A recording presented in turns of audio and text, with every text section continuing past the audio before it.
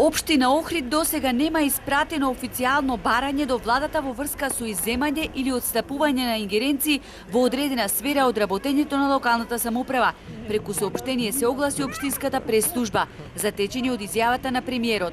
Заев вчера најави дека ќе му ги одземе ингеренциите и на охридскиот градоначалник во сферата на урбанизмот и градежништвото, во прв ред заради спроведување на препораките на УНЕСКО, бидејќи слушнал дека по примерот на Струга и Охрид сака да отстапи дел од ингеренциите. Од општината уште еднаш го потврдија ставот на градоначалникот дека дивите градби ќе бидат предмет на соодветно постапување и оти ќе се рушило таму каде што ќе се проценило дека треба ургентно да се делува во координација со надлежните државни институции. Општина Охрид очекува дека заеднички со владата, плански, чекор по чекор, ќе ги решава сите препораки на УНЕСКО, стои во соопштението од општината. Но известно е дека жешкиот костен ќе треба да го вадат токму државните институции.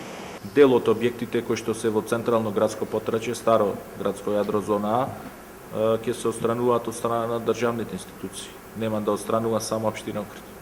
И државата треба да се погрижи за доведување на ред во состојбите кои што се години наназад извадени од колосек.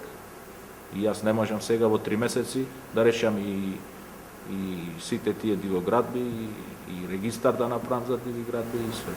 Домашните експерти се скептични дека градот ќе се спаси од урбаното дивење и оти ќе успее да се справи со дивоградбите.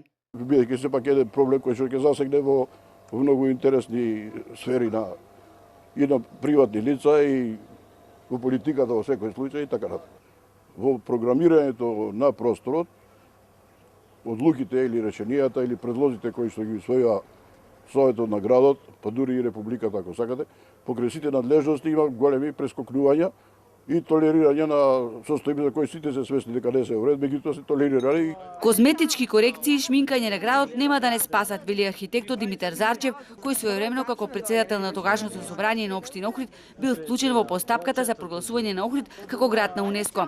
Градоначалникот нема што да се пазари со никого. Во документите кои ги издала општината сигурно не пишува кој што сака да прави, вели Зарчев, коментирајќи го ставот на Георгиевски, кој покрај притисокот на УНЕСКО не можел сам да ги руши дивоградбите.